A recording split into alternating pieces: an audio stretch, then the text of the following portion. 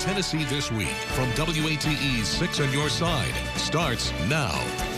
Hello and welcome to Tennessee This Week. I'm Bo Williams. Don is off this week, and this week we are joined by Knox County School Board Chair Betsy Henderson. Betsy, thank you so very much for taking some time and joining us. Thank you, Bo, for having me. Yeah, great to here. Yeah, no problem. Great to have you here. We're going to talk on a number of topics.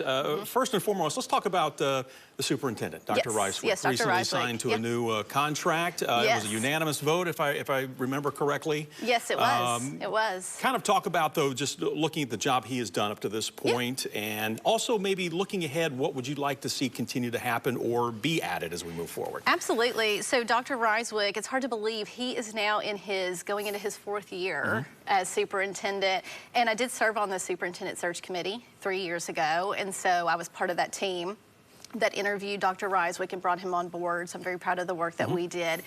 He started strong. He has been in the school system. He started as a teacher and has moved his way up to principal, worked in central office, and now superintendent. He came in and was a true change agent for our school system. He came in with 4 priorities. Right. We know that, you know, children need a lot, but we are positioned to educate children, and so we focus on that and bring alongside businesses, nonprofits, the community to support our schools. And he came in and regionalized the school district. We have 91 schools in Knox County, so we're a big district. We have 60,000 students. And so he came in and created these smaller regions. And so it really, you know, not only creates those smaller communities and pockets, but it really helps families, teachers, staff really navigate the system. And so they know who to go to. And as a board member, I know who to go to as well. So we unanimously voted on his contract last month as a board. So he will have another 4 years with us. And what I would love to see is, you know, we have a great vision. We have a great team in place. So now it's about implementing those priorities and really focusing on the data and where do we go from there. Take that data, what are we doing well, what are we not doing well, and then just keep implementing the programs that are working for our students. Well, and talking of education, obviously it's been front and center lately, especially with the governor. Yes. Let me ask you this from the Knox County Schools standpoint. Is there a percentage? Are you expecting a certain number of kids? We're talking about the Education Act that will be transferring. Do you think? I mean, you know, you've got 60,000 students. Any idea what you're looking at moving forward now that some of these kids may have the opportunity to move to a private school? To move to another opportunity. Well, that's a great question. We aren't sure what that's going to look like yet. You know, we do know the state is offering up 20,000 of these scholarships. And so the Department of Education is working through what does that look like in practice now? You know, will the bigger, my questions as a school board member, will the bigger counties get more of those scholarships? Will they be dispersed throughout the state? I will say during COVID, we had almost 3,000 students leave Knox County schools and look for other opportunities, yet our funding increased by over 35%. And, you know, we know that public school works for most children, but it doesn't work for all children. So I'm interested to see how this will look like in practice, but I am excited for families to have more opportunities and that parents are now in the driver's seat because they know what's best for their children's education. And I do want to follow up on that because I know you did come under fire a little bit from some of your co-workers. As you went, and you said as a mother, yes, to I was speak out there in my personal capacity. On the vouchers, yes, but a lot were drawing the connection between you as the chair. And where do things stand right now? Have you had a chance to talk with some of your fellow board members? Where do things stand? Are we able to work together and continue to move forward? Yeah, you know, we do work very well as a board. And, you know, thank you for giving me the opportunity to speak on this. You know, this bill is something that has been supported by our governor, our president, Senator Blackburn, our own county mayor, and the majority of the Republican legislature. And so I did go in my personal capacity. I made that abundantly clear. And in fact, before I went, I do have an email here. I did email the law director to make sure that I was doing everything properly. And he did email back saying, yes, you did everything properly. They followed up and watched my testimony, said everything was great. And so I was just happy to be there. I will always fight for principles. I will always stand up for issues I believe in. This is something that I ran on twice and won twice. And it's funny because 4 years ago in the News Sentinel, the headline after my election, the headline was, Henderson, school choice candidate Henderson wins school board race. How will that change the school board? Well, I'll tell you how it's changed the school board in the past 4 years. We have increased teacher pay, made that a priority. We have increased our security officer pay as well. We have increased reading scores in the past 3 years by 9%. And under my leadership, we are making Knox County a model district for special education. That's how we've changed in the past 4 years. And now we get to add educational freedom to more families in East Tennessee, or across the state in Tennessee. And with all that said, do you though understand maybe kind of where some of your fellow board members maybe were coming from that aren't on board or were still trying to get a better read on the voucher program and where they were coming from in the whole? Well, it is interesting because we did have 3 other board members either go to Nashville or speak publicly at a rally in their capacity as a board member, and I fully support that. I fully respect their right to do that as a board member, but they did it as well. So I don't believe in this double standard that I'm seeing on social media, that I'm doing something wrong when 3 other board members did the same thing, and I don't see the outrage against them. It's just that people are opposed to the issue, and those are the people that are coming after me. Let me ask you this. We were talking about the number of students. The county is growing by leaps and bounds, as we are well growing. know. Yes, a lot of people moving here. Can the voucher program in some way or form assist so that the schools aren't inundated with so many students moving in, especially in certain areas? That's a great question. I think that this program will help create smaller class sizes in some schools. So I think it will help in some regards with that. But again, I think, you know, a lot of people are happy with their public schools. We have strong public schools here. So I guess we'll have to see down the pipeline what that looks like. Let me ask you this, and I know the clock is ticking, so I do want to move on here to No, we could talk about this all day. We could talk about this all day, that is for sure. We could fill an entire program. Yes. Real quick, we were talking about this before we came on the air. Where do we stand right now? Sick days, snow days, because obviously we're seeing school districts right now, really all across East Tennessee, having to close. Knox County, you guys were out for 2 days. Where do things stand right now as far as how many days do we have left still to play with? Yes, that's a great question. So I'm a mom myself. I have 2 kids in Knox County schools. So they asked me this question. In fact, last time my own kids said, are we going to get out for floods? Are we going to get out for floods? So we did see some snow in December. So we start the year with 8 days, 8 snow sickness days. Two of those are taken from the early release days that we started a couple of years ago. So Knox County starts with 8 days. We currently have 3 days left. We took some days in December. We just had 2 days this week for illness. We are seeing lots of districts around East Tennessee closing for illness. I think we may have some snow predicted for next week. So we do have 3 days left. And you can use in-service days also, right? I mean, you can convert an in-service day or an early release day if you have to. Yeah, that's a good question. We can, and we actually did that last year. So last school year, we did use up all of our allotted days, and the board voted to go to school on President's Day, so that way we didn't go into the summer. Okay. Another question that we wanted to propose to you real quick was coming off the Super Bowl. Yes. We saw a lot of girl power type ads, right? Saying, you know, don't tell somebody you can't be what you want to be. And Knox County added girls flag football in 24. And someone was asking the other day, how's that been received? I know there were, I think, Central Halls, AE, I know we're taking part. I think is there more like interest now to expand this? I think so. I'm excited for this. You know, I have a daughter myself, and I tell her she can be and do whatever she wants to be, you know, when she grows up. And the girls that are spearheading this are an exciting group of girls. I'm excited for them. We are seeing more interest in this, and I can't wait to see where it goes. I'm excited. Let me ask you this real quick. What's next moving forward here? Obviously, you're the chair. What's looking down the road? Plans or What's your vision right now? We will see. We will see. You know, I just love serving this community, and I will always stand on principle. I will always fight for the issues I believe in, no matter what role that is in.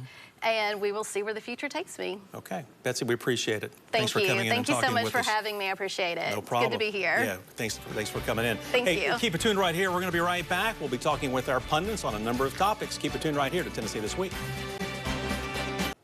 All right, welcome back to Tennessee This Week. A moment ago, we heard from Knox County School Board Chair Betsy Henderson. Now we want to bring in our panel of pundits to kind of weigh in on what she had to say. And joining us today, as always, Courtney Piper, Craig Griffith, and Michael Covington. Great to see all of you. Glad to be here. Craig, we'll start with you. Any takeaways that you pull from what you heard from Betsy Henderson just a few moments ago? Well, the only thing that I'll comment on is on the voucher issue. You know, having worked in government for 18 years, I know you can't leave your personal life at the door and separate it from your life in government. So when you go to any public event, such as a committee hearing on vouchers or a public hearing on zoning issues, you're still a representative of that government. And, you know, so I think that is a little unclear in how you accomplish that from her point of view. Now, there are some things that, you know, I think they need to work on with the superintendent and his contract, and I'm sure Courtney will talk about this a little bit more. His evaluations showed that they weren't moving as fast in the special ed realm as they should be. So I think that those are some of the things that they can work on in the next several years. Courtney, we'll hand it off to you then. I'll start right there. Yeah. You know, the reason that Knox County is putting a focus on special education is because of the leadership that other board members, but especially Betsy Henderson, has placed on the topic. She saw that Knox County Schools was not doing what it needed to do to help kids with special needs, and so she has made that a priority via that resolution. And in the next year, I think we'll really see what is the dedication of the school system to actually get us to be a model school district. Now, related to her testimony in Nashville, you know, we talked last week about this was a very curious decision because it's come with a lot of backlash and outcries. You know, I don't doubt that her intention in going there was absolutely genuine and absolutely 100%. But I think the perception of people who saw her and sort of the legislators that had the power and authority to vote on this voucher bill, they did not see her as an individual, as a parent. When she had to disclose that she was the chair of the school board, they immediately then saw her as the chair of the school board. In her capacity, you know, in that role with public education, that she was there to support vouchers in that role. So, you know, while I understand that she said that she went there in her personal life, just by virtue of disclosing, you know, her title, it all of a sudden made her a representative of Knox County Schools. And we sort of saw that play out with Bill Lee when he posted about the victory. He said, you know, Betsy Henderson, chair of Knox County Schools. He didn't identify her as a parent in Knox County. So, yeah, to Craig's point, it's very difficult to separate your personal life from your professional life when you have a leadership position on an elected body. All right. Michael? The governor won. Betsy was a participant in that victory. Betsy won. Beyond that, the optics did look as though she took advantage of an unusual set of circumstances, and it was effective for her. I'm not going to hold that against her. I still feel that Betsy Henderson is an excellent school board member and an excellent chairman. I support her 100%. I think she's special. And oh, by the way, I feel really tall when I stand beside her. So, I mean, there's that. I don't think it's major. I think that the way we handle defeat or the way we embrace victory is important. This is a situation where we can easily spike the ball because the governor did win. But now the attention has to turn to outcomes for students. And I know Courtney and Craig are interested in Knox County delivering good education for students across the board. I too want to see that. So I say we roll up our sleeves, forget about what happened in Nashville, and let's make this thing work. Yeah, and I'd say it's a little early to classify as a win. You know, as you pointed out, we'll have to wait and see what the outcomes are of this. You know, even the governor's staff predicted that almost 70% of the people that are going to take these vouchers are already coming from private schools. So that means only 30% are going to come from public schools. And so how is that 30% going to impact education in Knox County? So, you know, we'll have, and only one thing I want to say is that however they administer this voucher program, it should be done through a competitive bidding process. I'm hearing noise coming out of Nashville that they're going to not have a competitive bid for the administrator of this. Horrible mistake. So if the governor's listening, go competitive bidding. All right, we'll have to see how this plays out. There's still a lot of chapters to be written as far as vouchers are concerned. Since we are talking about the governor, recently had a State of the State. Courtney, anything, obviously education was front and center. And if you want to touch on more on that, that's fine. But if there was anything else that really jumped out at you, what the governor had to say in the State of the State, feel free. Well, you know, clearly, education and this voucher program, taxpayer funds are limited, and we know that revenues to our state are down. Now we are funding 2 school systems, a public and a private. Tennessee ranks 45th in the nation in terms of the amount of funding we spend on students. So we could still see increases to education and be woefully underfunded in terms of getting us to where we need to be. We'll see how all that plays out. What I was really curious and interested to see in his speech was he talked a lot about advanced energy and about how energy is a key differentiating factor for our state, both in terms of innovation and our economy. And he talked about some new initiatives to clearly cement Tennessee's role as the hub of the nuclear renaissance, in addition to some other tech-based economic development initiatives. Our state is uniquely positioned to really grab onto energy, grab onto technology-based economic development, because we have the world's largest science and energy national lab in East Tennessee that is 30 miles away from the nation's largest public power provider and the University of Tennessee, Knoxville. So these are the key differentiating factors in our state, and it's good to see the governor starting to grab onto them from an economic development perspective. Yeah, that was one of the things he definitely stressed, that is for sure. Michael, anything from the State of the State? Well, I expected him to double down on education and energy. I think the governor has had a fantastic run in his 2 terms. I'd like to see opportunities open up for him as a leader on the national level. Hopefully he'll get that call from Washington. He has done a really good job for Tennessee, and so I hope he has a bright future in politics. But he has delivered for Tennessee. Craig? Some interesting things. First of all, they're actually going to take bonds out to fund some of the road building. The $1 billion that he put into the budget, in addition, they're going to issue bonds. And this is the first time. I mean, Tennessee has always been a pay-as-you-go state, and that's why our debt is so low in the state. So that was interesting. 2 other things. Not much of a mention of higher education, certainly impactful in Knox County, and no mention of school safety, even though we had yet another shooting at a school in Tennessee. All right. Well, there's no money. There's no money to fund those things. There's plenty of money. We have a problem with the franchise and excise tax, and there's no appetite in the General Assembly to fix that problem so that we can start shoring up revenue into the What state. have they not funded that they wanted to fund? Well, roads. How much of a backlog on roads And that was do we something else have? that came up was the infrastructure. You know. So, I mean, they're addressing that, but in the speech, he didn't address public school safety, and he didn't address, I think, higher education needs enough. Well, you know, about $1 billion over the next 5 years needs to go to the voucher program, Craig. So Well, we don't have the money to pay for school safety. And I was hoping he'd announce a voucher program for childcare. That would actually give parents more freedom. Very, very innovative and very a plus for the state.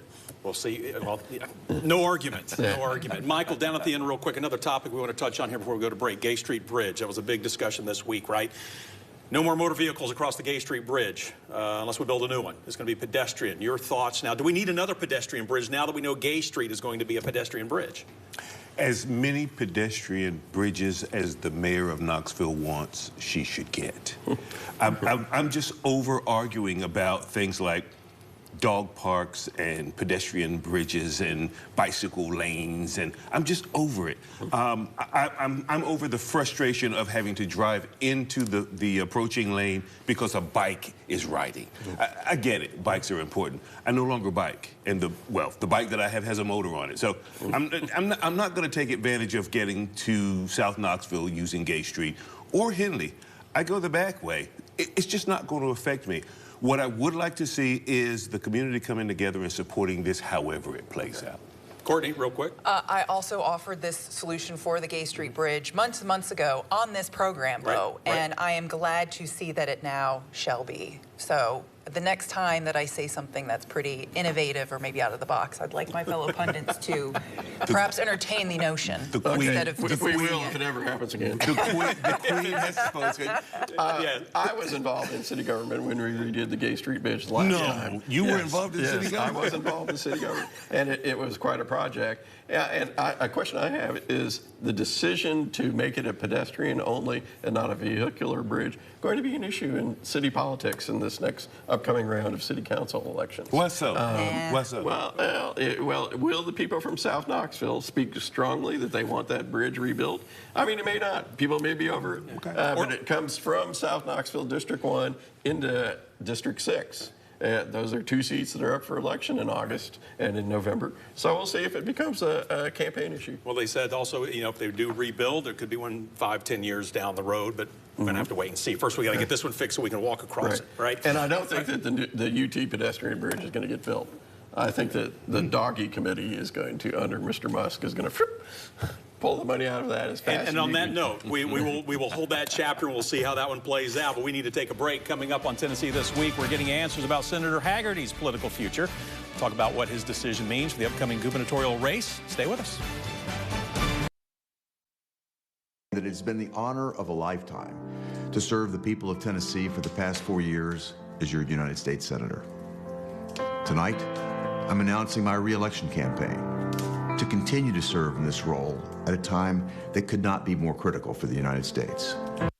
You know, on Tuesday, Senator Bill Hagerty announcing he will rerun for Senate in 2026. Questions surrounding Senator Hagerty's political future have been top of mind, in part because some have wondered if he would actually run for Tennessee governor. And now his announcement to run once again for U.S. Senate, making the waters surrounding the upcoming gubernatorial race a little less murky. So let's bring our panel of pundits back in to talk about, first of all, the senator's decision and then what this means looking forward, looking ahead to the governor's race. So, Michael, we're going to start with you down there. Right. You had an interesting smile about you there. I know you want to chime in here. I was thinking Governor-elect Blackburn, Governor Blackburn, U.S. Senator Glenn Jacobs, Senior Senator Bill Hagerty. I was just looking at the lineup. I think that's how it will play out. Okay. I like to think that now that he has announced his re-election, Glenn Jacobs and Marsha Blackburn are going to be all in for Bill Hagerty, and then Bill Hagerty is going to be all in for Marsha Blackburn for governor.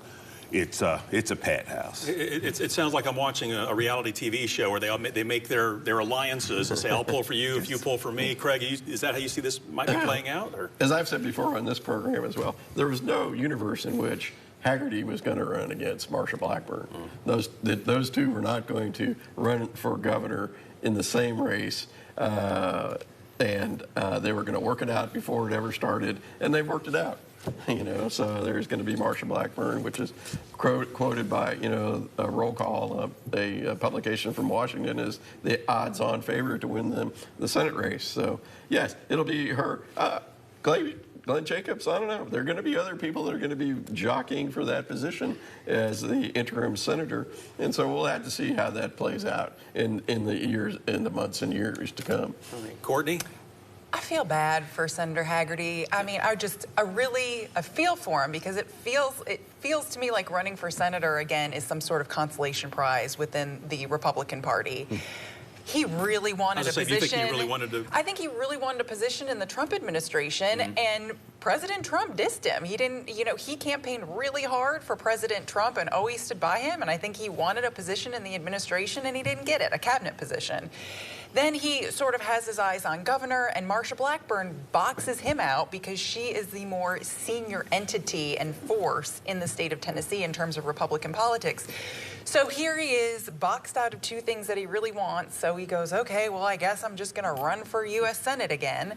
Well, not a bad consolation prize. Not a bad consolation prize, but you can see in his delivery of his re-election campaign that it almost was sad. He was not excited or jubilant. Or there were no fireworks. There were no fireworks. There was a fire, but there was no fireworks. So I feel bad for the guy. But all of this is just so entertaining from a political perspective, watching how the Republicans are jockeying for various positions within the state of Tennessee. And, you know, I was really looking forward to a fun Republican primary where they all got on each other. But, you know, it's looking like Marsha Blackburn might just walk into it. And right there, we're going to have to stop. We got less than John 10 Rose seconds. is still going to run. John Rose, yeah, we have to throw him in there. He is still running. Yes. Hey, that's going to do it for Tennessee this week. Thanks so much for joining us. We'll see you next week. The views of guests on Tennessee This Week are their own and do not represent the views of WATE 6 on your side or Next Star Broadcasting.